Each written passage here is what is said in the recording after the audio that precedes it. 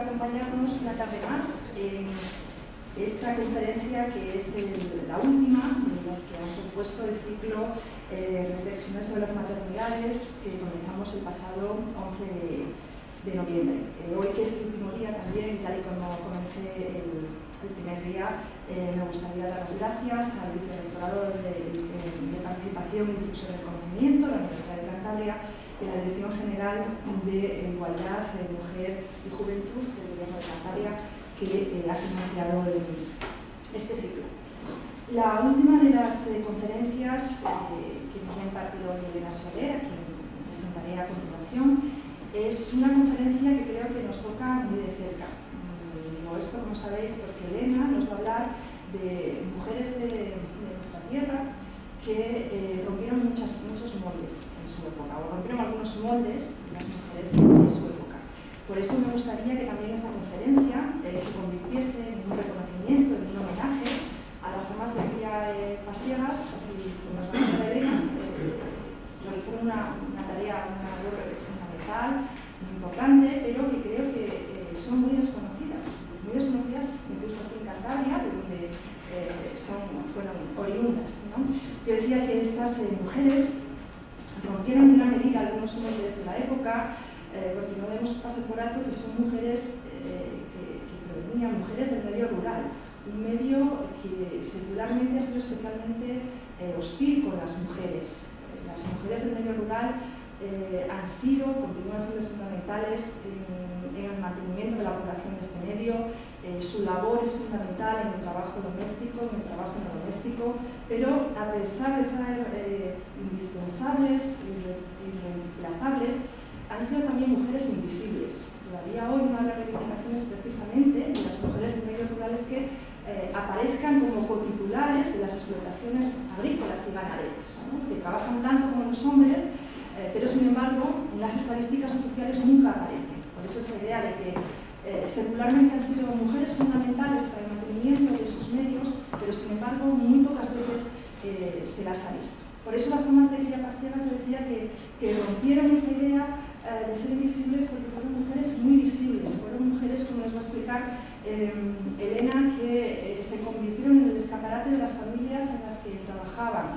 Fueron mujeres que lograron un importante reconocimiento social. Fueron mujeres que mantuvieron también a sus familias oriundas en la Vega de Paz, en los valles pasiegos. Por eso esa importancia y esa figura tan relevante que tuvieron. Han sido además mujeres que han dado lugar que han aparecido en la literatura, que han protagonizado o han sido protagonistas en películas como por ejemplo La mitad del cielo de Gutiérrez Aragón, en una época no mucho más moderna seguramente que las mujeres que nos habla de Elena, pero también si os acordáis, su protagonista era una maletía, y que incluso han puesto nombre a algunos espacios públicos, ¿no? Yo me acuerdo la primera vez que fui a Granada y que me encontré en la catedral y vi que había una plaza, además una importante plaza, que se llamaba la Plaza de las Pasiegas.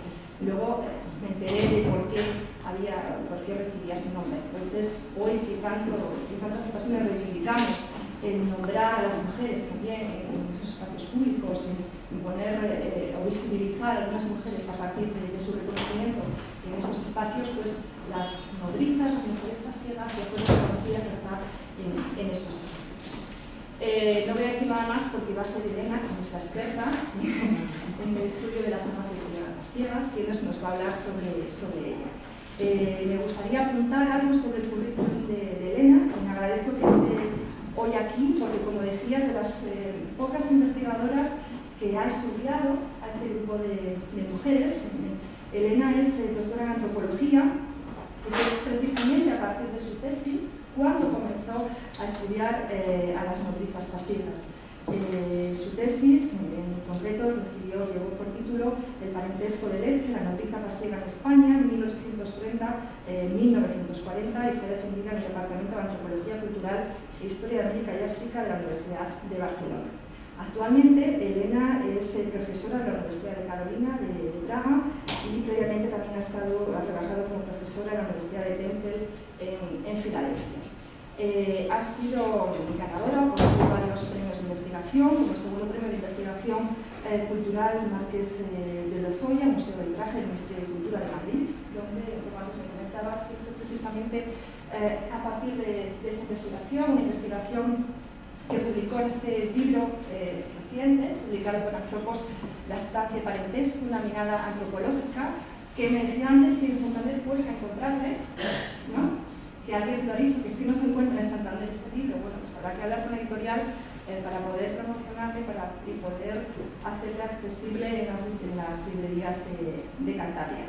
Además, becaria de investigación doctoral en la Universidad de Cambridge y ganó otro premio de investigación de la Fundación Winterthur en el grupo Riesgo y Cultura.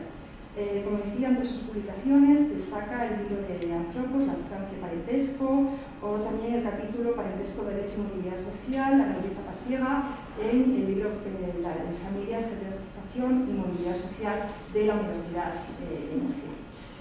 Gracias, Elena, por estar aquí, porque sé que nos vas a impartir una conferencia que además ha despertado una expectación importante, ¿no? Yo antes te lo comentaba que hasta el otro día en el diario Montañés hablaban de que hoy día 15 nos íbamos a reunir aquí para hablar de las camas de cría pasiegas. Sé que también ha venido gente de La Vega, ha venido gente de Celaya. Gracias también por estar aquí entre nosotras y te dejo para que nos puedas hablar de, como digo, de un grupo de mujeres tan cercanas a nosotras y nosotros, pero tan desconocidas. Muchas gracias, Marta, por esta presentación y gracias al público por su asistencia. Espero, bueno, de hecho, la verdad es que mi presencia ahora en Santander, aparte de ser una invitación de la universidad, ¿no?, del aula interdisciplinar Isabel Torres, de estudio de las mujeres y del género, para mí, aparte de ser parte de mi trabajo profesional, tiene una gran parte emocional, pues es aquí donde yo empecé mi investigación hace más de 13 años, ¿no? Y fue a raíz de un curso de verano que realicé en la Menéndez Pelayo, aquí en Santander. Me acerqué a Celaya y paseando por Celaya vi una calle que ponía las nodrizas. Y fue a partir de allí cuando yo me empecé a cuestionar, ¿no? Pues realmente la figura de la nodriza, ¿no?, es parte de nuestro patrimonio, ¿no?, forma parte de nuestra memoria colectiva, ¿no? Y fue allí cuando me empecé a cuestionar, empezar una tesis doctoral. Y hoy, después de todos estos años, pues tengo el honor, ¿no?, de estar aquí invitada y poder compartir con ustedes. Espero que les interese. Si hacemos un breve repaso de los diferentes... ¿Se oye bien? ¿Sí? Sí, lo acerco un poco más. Si hacemos un breve repaso de los diferentes métodos de crianza infantil que se han dado desde la antigüedad hasta mediados del siglo XX en España, como en muchas otras sociedades, vemos que la actividad de la lactancia, tanto materna como de una nodriza, también denominada ama de cría, o simplemente ama, ha sido fundamental para la supervivencia de la infancia, sin decir con ello que no se haya recurrido para la alimentación de los niños a otros recursos y métodos de crianza como ha sido la leche de animales, cabra, burra, oveja, vaca u otros alimentos. Una actividad que se ha realizado tanto en situaciones diversas como bajo diferentes relaciones de producción. No es lo mismo analizar la actividad de la lactancia en unas circunstancias de esclavitud y servilismo, en donde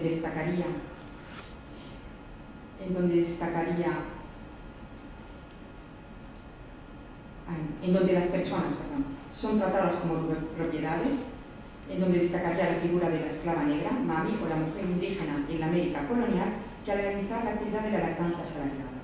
Una actividad reconocida como oficio en donde la mujer, al lactar y criar a niños no propios, obtiene por este servicio una remuneración económica, sin olvidarnos del ejercicio de la lactancia dentro del hogar familiar, considerado como parte del trabajo doméstico no remunerado, tema no exento de polémica en la actualidad. Dada la extensión, complejidad y posibilidades de tratar y enfocar el tema de la simbología de la lactancia y las posibles identidades y relaciones que se pueden generar, en esta conferencia me gustaría compartir con ustedes el resultado de una investigación que se inició en Cantabria hace más de una década. Un estudio histórico centrado en las amas de cría pasiegas que me sirvió para amparar una propuesta teórica que se cuestionaba la importancia del parentesco de leche y como marco de referencia y de contraste con otras etnografías referidas a la etnología comparada. Este estudio tiene como ámbito espacial, temporal y cultural la España de 1830 a 1940 y como objeto de estudio la realidad cultural de las amas de cría pasiegas en el ejercicio de la lactancia asalariada entre las clases más acomodadas del país, aristocracia, alta burguesía urbana y casa real. Un oficio prácticamente invisible en la historia del trabajo femenino que nos permite poner en evidencia no solo la importancia de la actividad de la lactancia salarial y la leche humana en las representaciones del cuerpo, gestación y alimentación, es decir, su papel en la crianza infantil y constitución de la persona, maternidad e infancia, sino una construcción identitaria que se caracteriza por unas relaciones sociales cuyo eje principal es el parentesco de leche en toda su dimensión simbólica. Es decir, la leche de la nodriza pasiega se presenta como un símbolo dominante de género que solo puede ser entendido y analizado dentro de un contexto cultural concreto de acción desaparecido en la actualidad. A lo largo de la investigación, la leche del ama es analizada en su doble vertiente simbólica cultural, como alimento, método de crianza infantil exclusivo de un sector de la sociedad y como fluido corporal, que en caso de circular y ser compartido por mediación de la lactancia, en este caso de la nodriza, fue capaz de generar relaciones consideradas desde el punto de vista étnico-local como parentesco.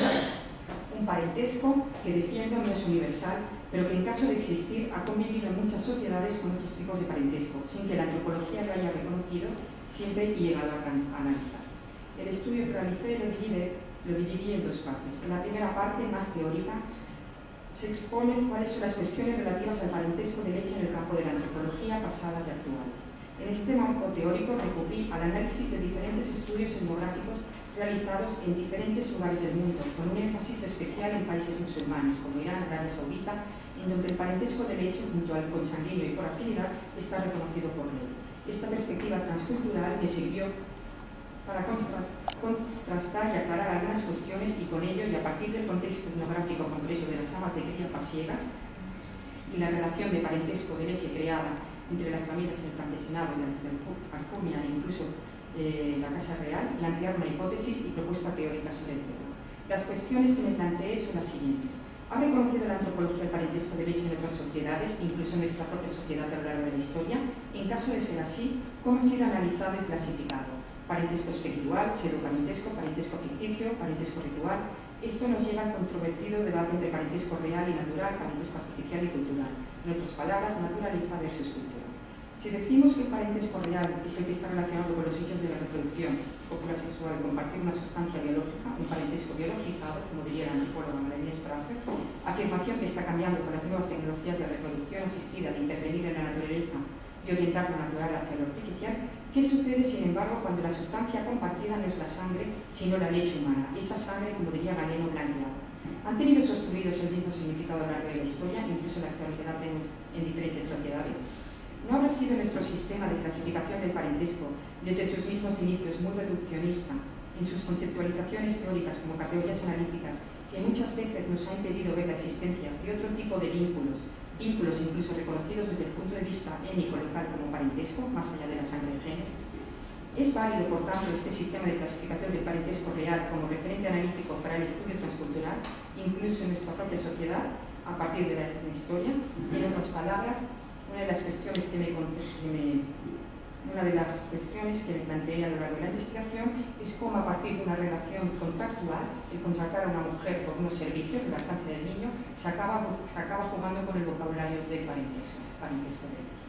En la segunda parte del estudio, como acabo de comentar, se analiza la realidad cultural de la nodriza doméstica pasiega en la España de 1830 a 1940. Un movimiento migratorio protagonizado por mujeres campesinas ganaderas del norte de España, Asturias, Galicia, el País Vasco y en concreto de los Montes de Paz, zonas de extensión pasiega e Cantabria, que durante más de un siglo emigraron a diferentes ciudades del país con el objetivo de trabajar como nodrizas domésticas entre los grupos más acomodados del país, como ya he mencionado, aristocracia, burguesía e incluso casa rural.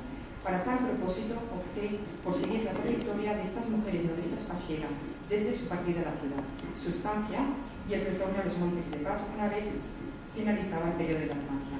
Un desplazamiento espacial, campo, ciudad e institucional, médico-párroco, ya que hay que tener en cuenta que aun queriendo, no todas las mujeres que quisieron fueron consideradas aptas para ejercer la profesión de nodrizas domésticas en la ciudad. Las primeras referencias históricas que se tienen de estos montes en la Edad Media hasta la situación actual me sirvieron para ver el origen, la configuración y el desarrollo de la comunidad pasiega, a partir del paso de un sistema pastoril heterogéneo a una posterior especialización ganadera regional. En el segundo apartado, el tema es más ambiguo y complejo, al ser la identidad pasiega y los diferentes modelos identitarios la primera referencia a tomar. No es lo mismo vivir en el barrio, en donde la vaca fue la piedra angular de toda la cosmología cultural y en donde me encontré con una población ganadera y transhumante, que vivir en la plaza, también denominada pueblo, en donde la vida era más sedentaria y variada. Esta introducción a la pasieguería no es más que una aproximación a la realidad histórica y cultural que vivió la mujer pasiega antes de emigrar.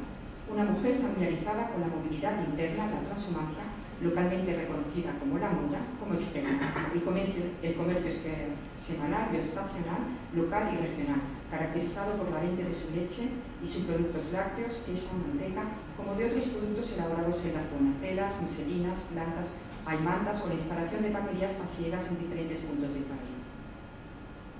Un aspecto importante a tener en cuenta, ya que es esta familiaridad con la movilidad y la migración, como la percepción que tiene de la leche de sus vacas y por extensión su propia leche, por medio de la zona, entre otros factores, lo que facilitó a la mujer pasiega la decisión de emigrar, aunque fuese de forma temporal para ejercer como nodriza doméstica de la ciudad. Al analizar la oferta, vemos cuál fue el perfil de la mujer pasiega candidata a nodriza.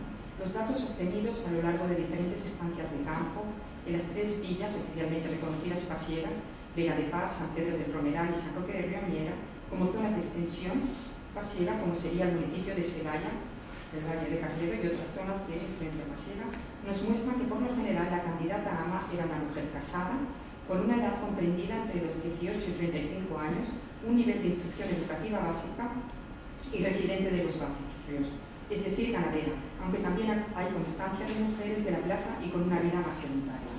Aparte de la autorización marital, tanto el informe de recomendación del médico como del párroco local también fueron esenciales para poder emigrar. Y hay que tener en cuenta que nos encontramos en un contexto católico que solo concibe la maternidad y con ello el periodo de lactancia dentro del sagrado sacramento del matrimonio. La leche que se iba a segregar tenía que ser una leche éticamente correcta. Una vez seleccionadas,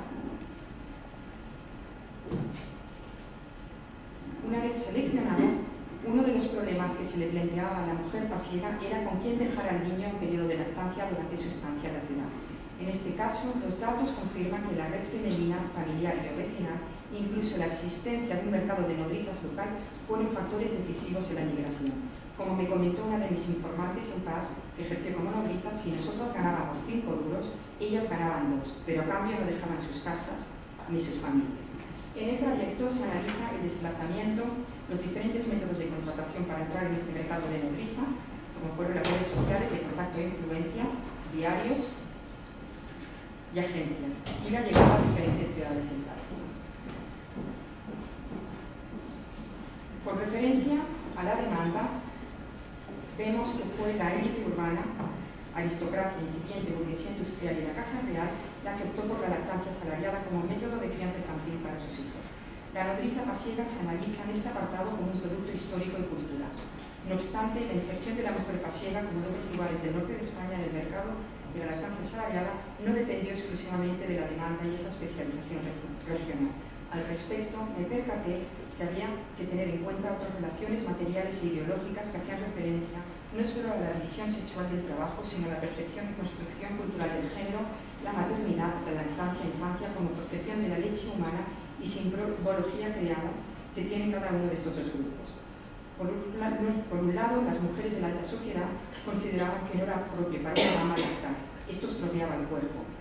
Y por tanto, una mujer del pueblo lo podía hacer mucho mejor, pues estaba mucho más cerca de la naturaleza. Aquí es interesante analizar esa analogía creada en el imaginario popular entre nodriza, que vemos en esta con muchas otras sociedades, sobre todo cuando se trata del sector dedicado a la ganadería, como es el pasiego, entre la analogía entre mujer-vaca. Y por otro estaba la percepción que tuvieron las mismas mujeres que ejercieron como nodrizas, que vivieron en su leche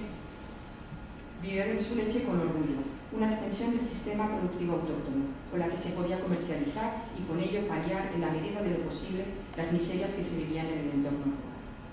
Durante la estancia de la mujer pasiega en la ciudad, la nodriza es analizada como parte del servicio doméstico. Al analizar las condiciones de trabajo en la ciudad, vemos que el cuerpo de la nodriza se convirtió en un punto de referencia en el momento de organizar y dar sentido al espacio social, al tiempo y al espacio social. En el espacio privado, en este caso la casa, Fue el espacio donde la mujer pasiega tuvo la responsabilidad de lactar y cuidar al niño que se le había entregado siguiendo los cánones científicos e higiénicos estipulados. La leche de la nodriza pasiega pronto se convirtió como un símbolo de distinción culinario. Era una leche real, aspecto que distingue esta modalidad de lactancia de la leche pasiega como su productora, la nodriza pasiega, de cualquier otro método de crianza infantil de la época. En el espacio público, el paseo, la nodriza pasiega, una mujer de un estrato social más bajo, campesina ganadera, pero con cualidades únicas, más elegante y lechera, vestida con su traje de gala o paseo, de más complementos, pendientes de coral, collares, etc., que las diferenciaba de las demás nodrizas de la época, vino a representar, como diría Pierre Bourdieu, ese símbolo de distinción social para la familia con la que trabajaba. Al respecto, es sugerente citar a Théophile Gautier, el cual en sus viajes por España, publicado en 1841, describe su admiración por estas mujeres de esta manera. También pude ver en el Prado algunas pasiegas de Santander con su traje nacional. Estas mujeres se consideran las mejores nodrizas de España, y el afecto que toman a los niños es tan proverbial como en Francia la honradez de los proverbianos. Llevan una falda de paño rojo a grandes pliegues, acabada con galón ancho, un corpiño de terciopelo negro, galoneado igualmente de oro, y en la cabeza un pañuelo de colores. Todo ello acompañado de alhajas de plata y otras coqueterías salvajes. Estas mujeres son muy guapas y suelen tener un aire de fuerza y vigor notable. La costumbre de acunar a los niños en los brazos les da una actitud cimbreada que va muy bien con el desarrollo del pecho. Tener una pasiega con el traje típico es una especie de lujo, semejante a llevar un cleta detrás del coche.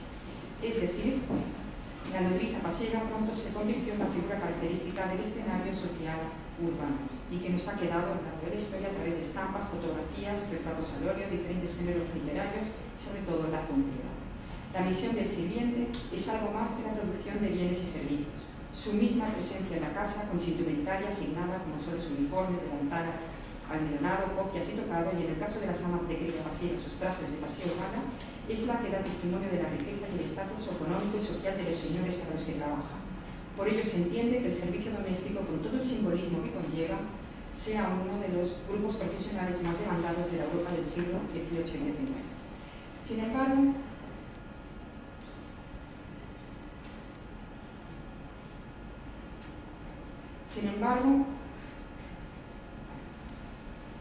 no es hasta los años de lactancia, que serán tiempos estipulados según los cánones científicos de la época, cuando se expone de manera explícita la importancia que tuvo la nodriza pasiega en la construcción de un cierto tipo de identidades y relaciones denominadas de parentesco de leche.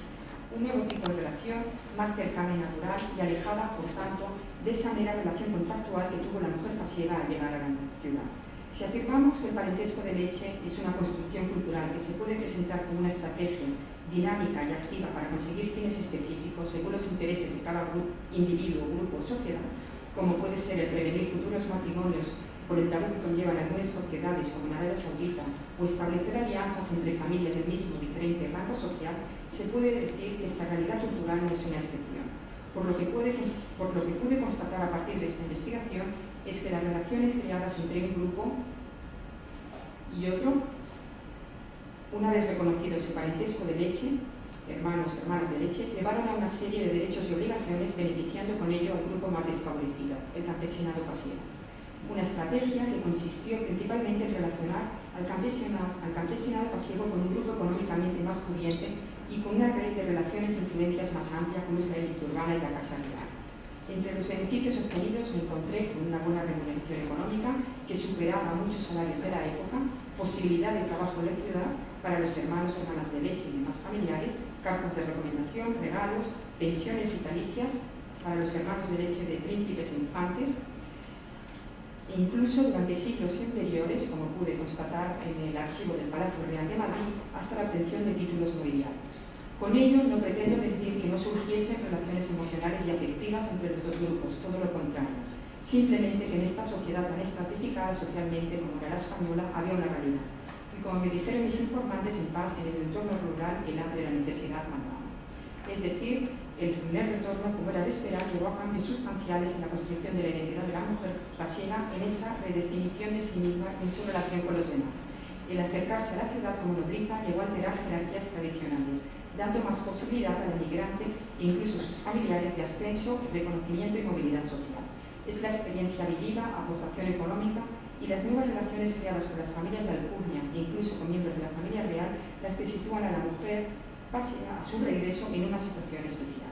Esta retribución económica conseguida en la ciudad sirvió, por un lado, para pagar a la nodriza que se haya quedado con el niño u otro familiar al que se le quisiese compensar, y por otro, para pagar deudas, hipotecas e invertir en la explotación familiar con la compra de vacucas e incluso alguna finca o cabaña. Por tanto, podemos afirmar que lejos de esta visión victimista que se le ha atribuido a estas mujeres en algunos estudios desde la perspectiva del género, la mujer pasiega, como ser activo que es, antes de emigrar a la ciudad, es muy consciente de lo que ese proceso migratorio puede implicar, aunque como todo proceso migratorio no siempre sale todo como se espera. Entre las desventajas percibidas se analiza la idea que tienen algunos sectores de la sociedad del abandono del hogar y de sus obligaciones maternales y familiares al emigrar estas mujeres a la ciudad, el alto índice de mortalidad infantil y la posible disgregación familiar, temas importantes a tener en cuenta como posible consecuencia de la ausencia temporal de la madre en la migración. Sin embargo, se puede decir que la percepción que tienen estas mujeres de este proceso migratorio y la actividad que ejercieron está muy lejos de reconocerse como malas madres. Por lo relatado en sus historias de vida y lo que me comentaron sus descendientes es que ellas le habían dado a luz y ahora les tocaba ganarse el pan, que es al fin y al cabo lo que exigía la economía doméstica. Los hijos fuertes y sanos sobrevivirían al cuidado de las abuelas, hermanas, tías e incluso algunas vecinas, mientras que los más débiles morirían.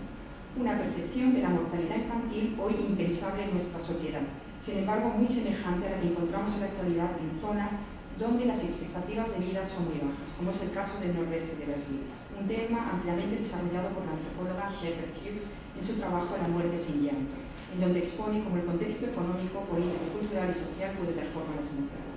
En el caso de la nodriza pasiega, podemos, por tanto, decir que la construcción de la maternidad de infancia, más que construirse en torno a la presencia y continua crianza del recién nacido y cuidado del resto de los hijos y el marido, que se vivían porque implicó en momentos concretos de su ciclo reproductivo vital la lactancia y bajo determinadas circunstancias económicas de necesidad, el que tuviese que emigrar para ejercer como nodriza doméstica. Una estrategia económica, social, similar en sus objetivos y fines a otras estrategias que se han dado a lo largo de la historia por diferentes miembros que componen los grupos domésticos pasivos, como han sido el negocio de barquilleros, las vaquerías, la instalación de vaquerías en Francia, y que también se podría extrapolar a los movimientos migratorios transnacionales actuales, sobre todo relacionados con el servicio doméstico, en donde mujeres de América Latina, África o Asia emigran a Europa con la misma finalidad, la mejora del grupo doméstico, tanto productivo como no productivo.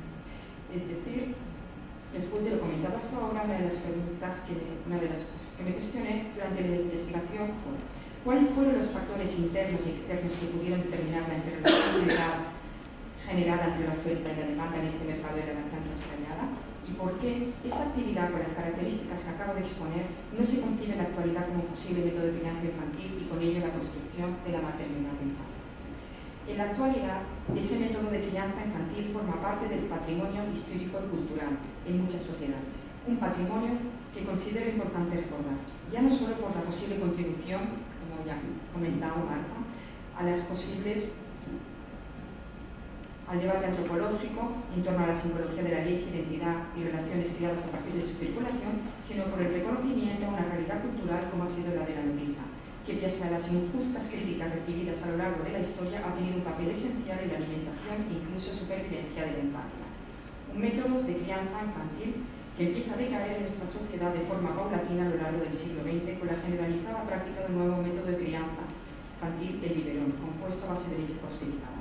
Una nueva práctica de crianza que rompe con las históricas identidades y relaciones creadas entre madre, nodriza y lactante, y con ello el significado cultural de la leche humana.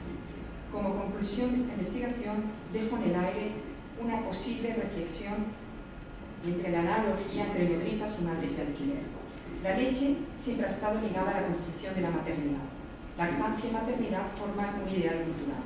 ¿Qué sucede, sin embargo, como hemos visto con este estudio histórico de la nodriza pasiva, cuando la leche no está materna? ¿Se puede hablar de una maternidad fragmentada? Un debate histórico que se puede extrapolar a la actualidad como es el de las madres de alquiler o subrogadas, con la diferencia de que ahora los símbolos del parentesco ya no son la sangre y la leche, ese modelo fue de reproducción intrauterino y extrauterino que nos encontramos en diversos tratados de pediatría y obstetricia a lo largo de la historia, en donde la sangre es blanqueada desaparecía durante 9 meses para alimentar al feto en el útero y salir posteriormente al exterior en forma de leche.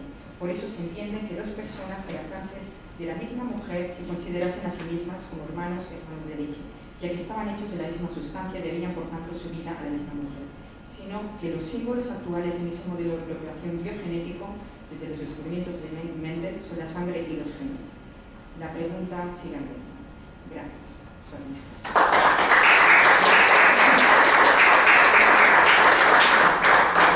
Ahora me gustaría, no sé si he ido un poco rápido, pero creo que lo interesante sería, ¿no?, abrir un poco. ¿Hay espacio para preguntas? Sí.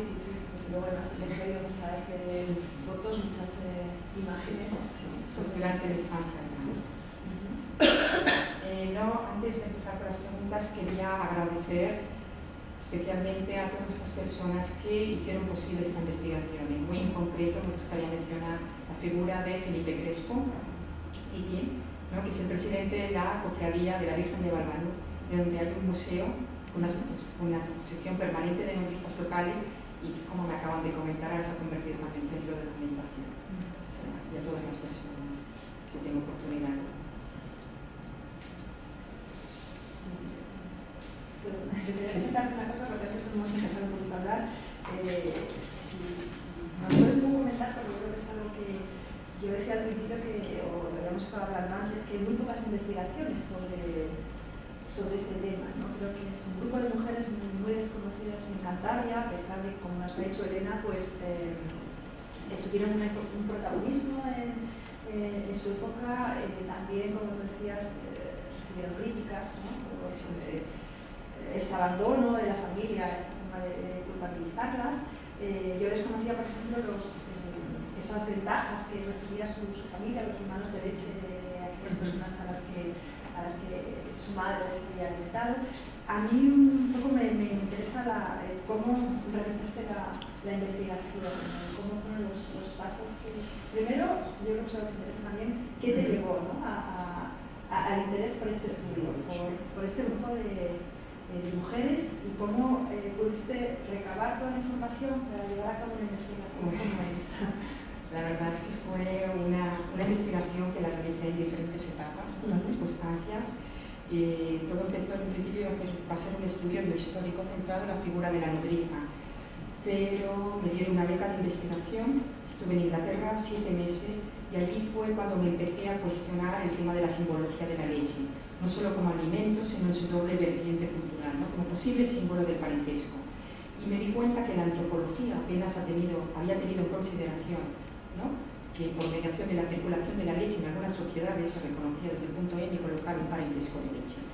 Y pensé, en el Islam sí que se reconoce, está institucionalizado por ley, pero en nuestra sociedad es parte de la memoria colectiva, tenemos conceptos de hermano, hermana de leche, sin embargo es parte del derecho, ¿no?, constitucionario. Y me di cuenta que apenas estaba documentado. Entonces fue allí cuando empecé ya a darle un giro a la investigación y pensé que la podía completar de esta manera. Y bueno, luego fue el regreso, entonces allí fue cuando empecé a analizar el parentesco de leche desde una perspectiva transcultural y volví a los Montes de Paz al cabo de un año y entonces ya me planteé en serio pues utilizar este estudio histórico de la figura de la nodriza para amparar toda una propuesta técnica. En el fondo lo que estoy es a la antropología porque no ha considerado nada. Y a partir de allí pues ya la investigación pues dio un giro. Entonces ya las preguntas ya no iban tan orientadas solo a la migración, a la estancia, ¿vale?, sino ya era ya empecé a ver la figura de la nodriza, pues que el tema de la inmigración había sido una estrategia económica, como podría decir, ¿no?, que aparte de la remuneración económica y aparte de lo que implicaba en esos años de ausencia de la remuneración económica del momento, a la larga esto podría crear unas relaciones con el vocabulario del parentesco mucho más propicias que podían beneficiar no solo a la nodriza, sino a sus familiares. Y a partir de ahí pues fue una investigación, la verdad es que muy larga. Hay mucho trabajo, mucha historia oral. Tuve la oportunidad de entrevistar, de recoger 2 historias de vida de 2 mujeres que ejercieron como nodrizas. Luego hice muchas entrevistas también en San Pedro de Promeral, en Vega de Paz, en San Roque y en Celaya. Tuve la oportunidad de acceder al archivo de 2 médicos que hicieron de de intermediarios en la selección que seleccionaron nodrizas en Celaya, y luego ya pues me fui a las ciudades, también trabajo de archivo en el Palacio Real, Biblioteca Nacional, entrevistas en Madrid, en Barcelona,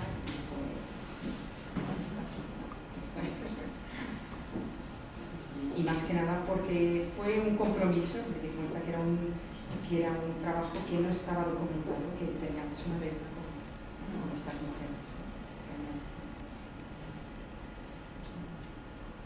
Empezar con preguntas que nos visibles, además de la investigación. Sí que hay mucha gente interesada en preguntarle muchas cosas a Elena, además que de primera mano, ¿no? que conoce la vida de las amas ciegas, creo.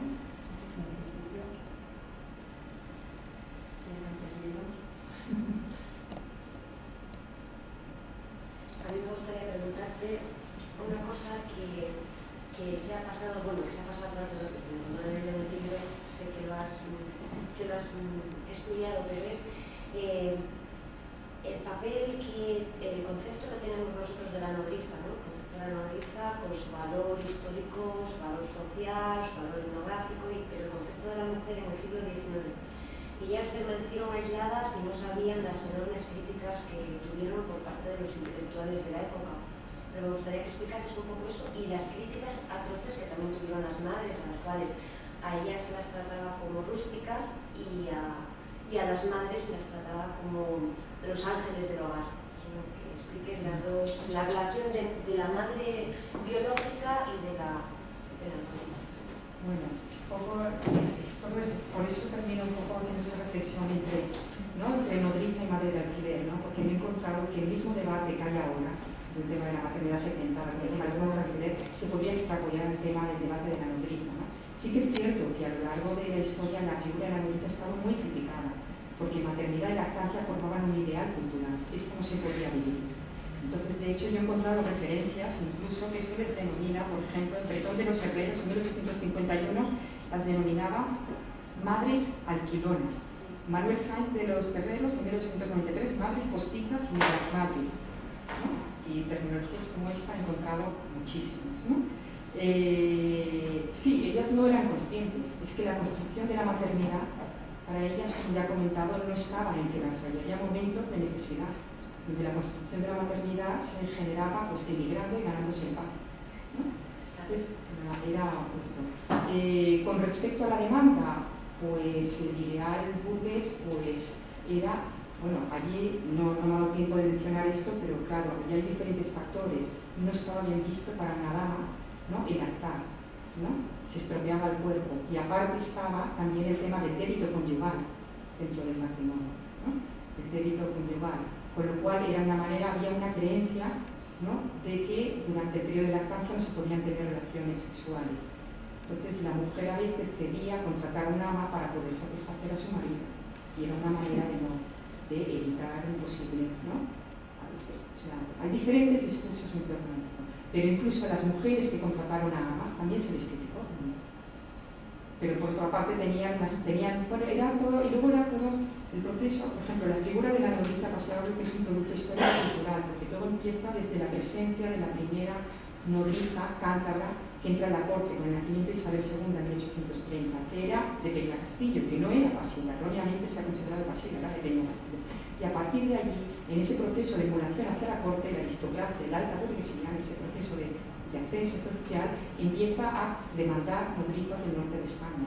Y es todo un proceso que duró durante más de un siglo, ¿no?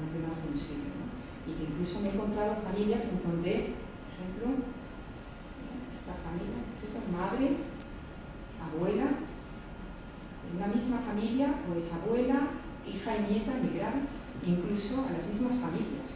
O sea, que se creó realmente todo un mercado. No sé si hay personas de Celaya pueden reconocer estas fotografías, son de Celaya, me las proporcionaron, ¿no? No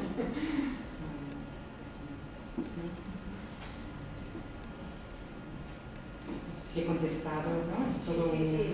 Además es que eso las criticaban a las pasivas, o sea, la crítica, las nodrizas de las inclusas eran necesarias, entonces, no sé, y estas pues no criticaban a la nodriza en general, sino a la nodriza pasiva también. A la pasiva.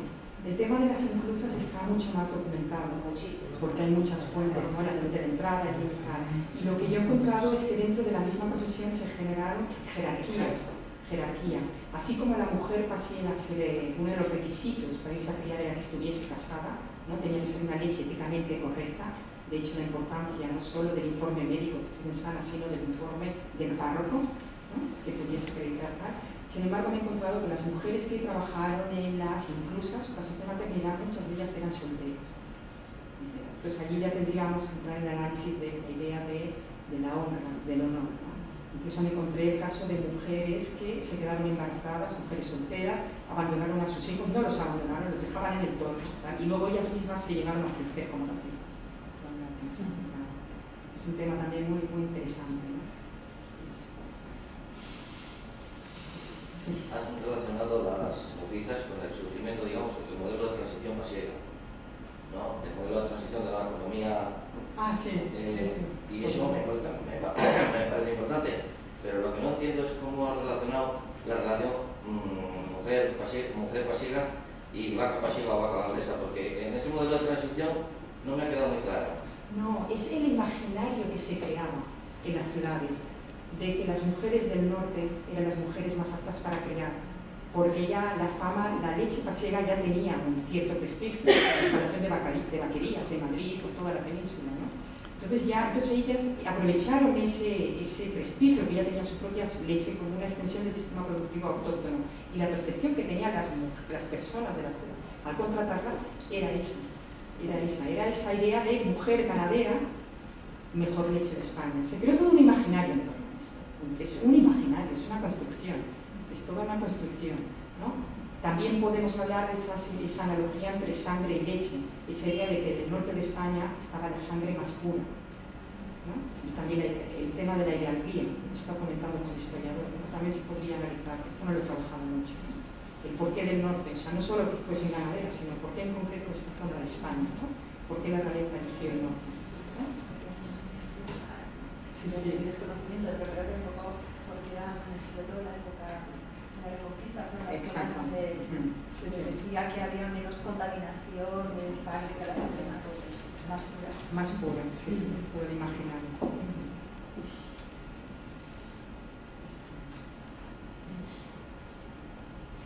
Quería hacer una pregunta, y eso me tocó con muchas nodrizas, no aquí en Filipinas y en muchos sitios, que incluso han transmitido enfermedades, no como las de aquí, pero ¿por qué no es solamente que la dama de cierta alcurnia no quisiera estropear su figura, ni lo del débito conyugal, ni historias? Había muchas mujeres que no tenían leche.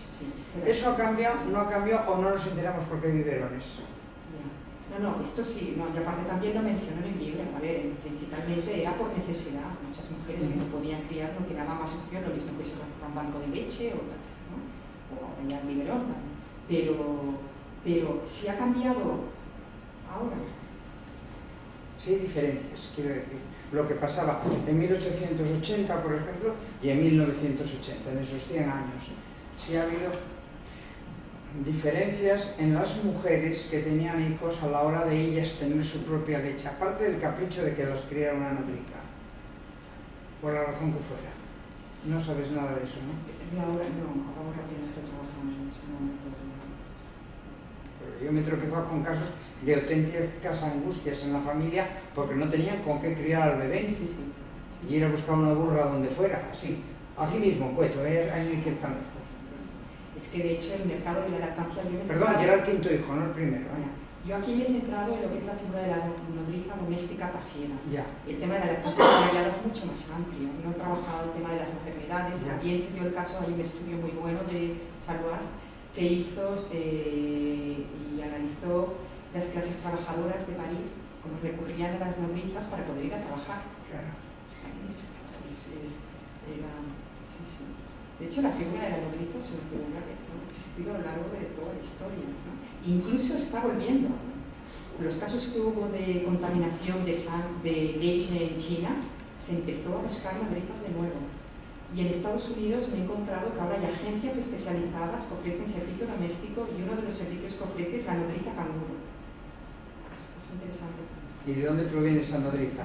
de que se ha muerto un niño, que se ha muerto un bebé o de qué.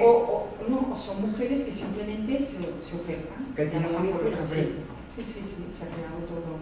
E incluso, no lo he mencionado, hay una red ahora en internet, hay una asociación que es Lactancia Solidaria. Lactancia Solidaria. Bueno, sobre ti. Y el tema del parentesco de leche es muy interesante, por ejemplo, desde la antropología médica se han dado casos de mujeres musulmanas que han emigrado aquí a España o a cualquier país y que no han podido lactar a sus hijos, y en el momento en que se les ha ofrecido leche en el banco de leche la han rechazado, y los médicos, pues, sin ninguna explicación, no la han entendido, y la razón era eso, por miedo a emparentarse con un desconocido.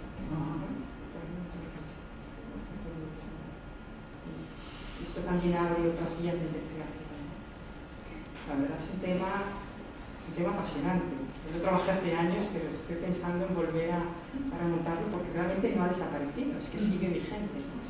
Y te has limitado a la zona pasiega, pero llegan, aparte de Peña Castillo, a toda la provincia, ¿eh? Sí. De la zona de Sueza, de todos los lados. Exacto.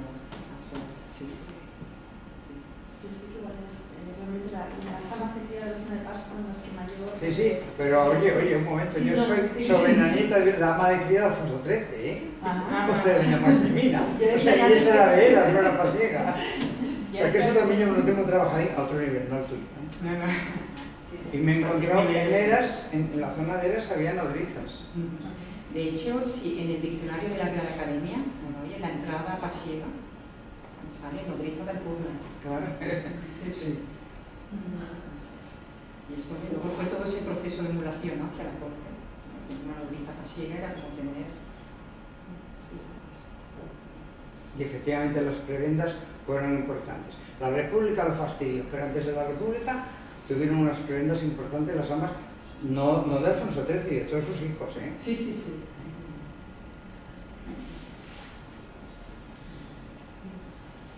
Las cuestiones que yo también están con ganas de preguntar.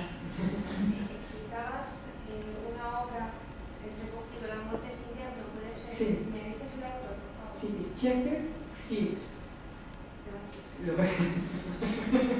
Entonces, luego hablamos. Sí, en concreto creo que es del 97.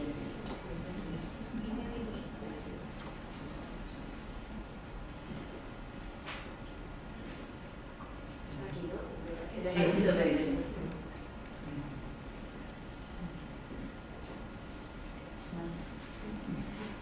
No, yo quería preguntarte si habías podido rastrear algo de la relación entre las amas de cría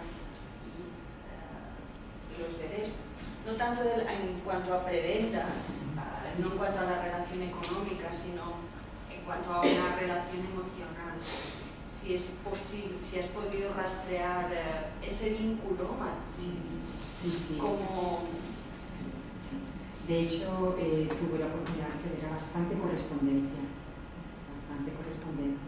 De hecho, lo que es muy interesante es la construcción de este parentesco. De hecho, al fin y al cabo es un parentesco tipo vertical, ¿no? Así como, por un lado, las familias de Alcurnia siempre tuvieron esta sensación de estar en deuda, ¿no? Tuvieron una relación como más paternalista. Las nodrizas y sus familiares vieron pues, en esta relación una posibilidad de movilidad y ascenso social, pero sin decir con ello que no hubiesen dado unas fuertes emociones y un vínculo que llegó a durar de por vida, incluso llegó a pasar generaciones. Un vínculo muy fuerte, sí. Hemos encontrado, y esto pues lo he visto a partir de correspondencia, sobre todo de fuente oral, que lo tengan bien. Es que la palabra nodriza tiene que ver con alimentar, ¿no? Pero la palabra ama es una forma infantil de madre, ¿no? Es una... bueno, yo por otro motivo mucho más cercana. hice un rastreo hace tiempo, cuestiones históricas y tal, pero estuve viendo cómo es una palabra que además en muchos... que procede del lenguaje infantil, que no es... Sí. Y que es una forma de designar a esa persona de la que tú dependes emocionalmente y también físicamente, ¿no? Pero que luego da pues mamas, ¿no? Que es una... Sí, pero que procede, no es ningún idioma, sino que procede del lenguaje infantil y que luego el castellano viene fijada como ama, ¿no? Y entendemos que es nodriza, pero me interesaba saber si habías visto, o si habías podido ver algo sobre el vínculo emocional, que estos vínculos siempre son difíciles de sacar de la documentación, ¿no? Pero hay una referencia muy bonita de García Lorca, una conferencia que dio en Madrid, titulada Las nanas infantiles, y se centra en la figura del ama, muy bonita, ¿no? Como el papel que tuvo la nodriza, ¿no? En los 2 primeros años de vida de los niños cantantes, ¿no? Las primeras palabras de los niños, esto, y cómo por mediación del ama, ¿no? Se transmitió toda esa sabiduría popular, ¿no? Que ya traían de las montañas, ¿no? Muy bonita está. hay una labor física, pero también entonces es emocional, pero bueno, sin olvidarnos que ellas tenían a los niños, sus propios hijos en los montes de Paz, ¿no?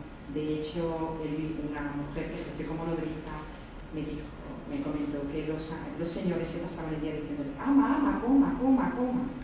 Yo decía, no podía comer, o sea, a mí se me fue el hambre, ¿no? De pensar que estaba criando a un niño que no era mío, por mucho que me encariñase con él, ¿no? O sea, pensando que será de mi propio hijo que dejaba. Perdona, antes has establecido distintas categorías de nodrizas. ¿Podrías ampliar un poquitín más? Categorías de nodrizas. Sí. Lo que es el mercado de la lactancia asalariada, Sí. que he hecho referencias a las nodrizas domésticas, ¿no? Las nodrizas de la inclusa, ¿no? En casas de maternidad. Luego también se dio el caso de niños de la ciudad que eran enviados a casa de dama de la nodriza. En Cataluña se enviaban a las payesas y se les dejaban allí por un periodo de 2 o 3 años para ser criados. Y un concreto en el País Vasco se dio mucho eso, de mandar a los niños a casa de una ama. Es más, luego cuando la guerra se vio que recurrían al ama porque conocían el territorio, vaya. Claro, sí, bueno, fueron esenciales, ¿no? Para ese vínculo campo-ciudad. Sí. Y luego estas, efectivamente, yo estaba en esa idea, lo que tú has dicho, que generalmente eran, sobre todo para la casa real, de segundo parto y patatín y patatán, las amas, ¿no? Pero había mucha soltera criando por ahí, que había perdido el niño o lo que fuera, que tenía que irse del pueblo, tenerlos donde pudiera, y sí había solteros. O sea, yo no creo que fue tan tremendamente estricto nada más que para casos de gente importante, que se pedía lo del cura, lo del alcalde y tal, pero por ahí había eso, en la plaza de las Pasecas había gente que no eran... Claro, bueno, es que esto es muy interesante, ¿no? La literatura, a lo largo del siglo XIX encontramos muchas referencias, ¿no? En de los herreros, muchas referencias, el amigo Manso de Galdós, de la figura de la nodriza pasiega, y se menciona la plaza de Santa Cruz en Madrid, donde se ofertaban como nodrizas. Lo que pasa es que a partir de mi investigación yo no encontré ninguna referencia de ninguna mujer que tuviese que ir a la plaza. Ellas tenían otros medios de inserción en el mercado laboral. Generalmente era la red social de influencias, por mediación del párroco y sobre todo del médico. El médico jugó un papel muy importante en la selección de amas, hacía de intermediario. Y las mujeres cuando emigraban ya tenían un destino concreto. Lo que pasa es que sí que es verdad que otras mujeres, no procediendo de los Montes de Paz, utilizaron el apelativo de pasiega por lo que podía significar. Sí.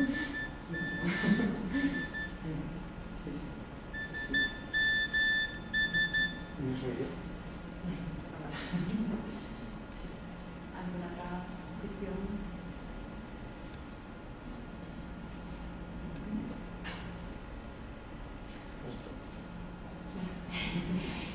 Ahora es al hilo de lo que decías sobre el papel de los médicos. Y es que no sé si antes te has referido un poquitín a que elaboraban informes sobre su estado de salud, y me preguntaba si también sobre la leche. Sí, se hacía un examen. Un examen de la... Sí, el color de la leche, el espesor, era todo. Sí, se hacía un examen. Supongo, o sea, había una primera clasificación hecha en función de las propiedades. Sí. Y luego una vez llegan a la ciudad, análisis clínicos, también se seguía ya un seguimiento de la...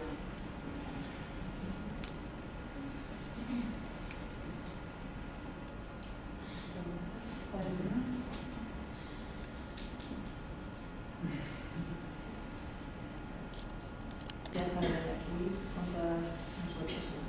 Ella además se va a Celaya a conocer mañana a Celaya, a Valbanuz a conocer el museo. Aquellas personas que no le conozcan y que a partir de esta conferencia, además a todas las estudiantes que veo por ahí que se hayan interesado por el tema, se lo recomiendo porque es un museo además muy bien documentado, muy bien explicado y que merece la pena una visita para conocerle, además de otras virtudes que tiene la zona del CAS, además del museo, pero bueno, hacéis una visita hasta aquí y podéis ver el museo porque realmente merece la pena, porque cuenta la historia de estas mujeres, como digo, tan cercanas y tan desconocidas que siempre conocemos a alguien cuya madre, cuya tía... Pero cuando hablas de la Casa Real siempre pasa igual. Pero en Santander, en el Paseo de Pereda, había muchos niños con aña. Yo tengo suficiente edad para haber dicho, he visto las añas con sus pinchitos, sus pendientes por el Paseo de Pereda, yo los he visto. Y no sé si eran pasiegas o eran simplemente de Somo. Pero había niños con aña y en Castelar también. Vamos, media docena, pero lo sabía. Por eso, desde que por lo menos hay en este lugar de esas amas concretas tenemos recogida esa historia a través de fotos, a través se pueden hacer los vestidos maravillosos que llevaban. Hablaremos con la editorial Atropos para que envíe libros a Cantabria, porque yo creo que nos interesa conocer la investigación de Elena y conocer la historia de las damas de Villa y de Pasiegas. Muchas gracias, Elena. Y un momentito antes, le vamos a dar un aplauso, pero antes tengo que dar un aviso a las estudiantes. Es que nos ha fallado Pablo, no sé qué le ha pasado, que es quien recoge las firmas para la asistencia. Lo que hacéis, por favor, en un folio me ponéis vuestro nombre, vuestra firma y vuestro DNI, ¿de acuerdo? Para tener un control de la asistencia. Y a partir del lunes se pueden recoger los diplomas de la asistencia al ciclo de conferencias en las aulas de extensión universitaria de la universidad, en la Facultad de Derecho. ¿De acuerdo?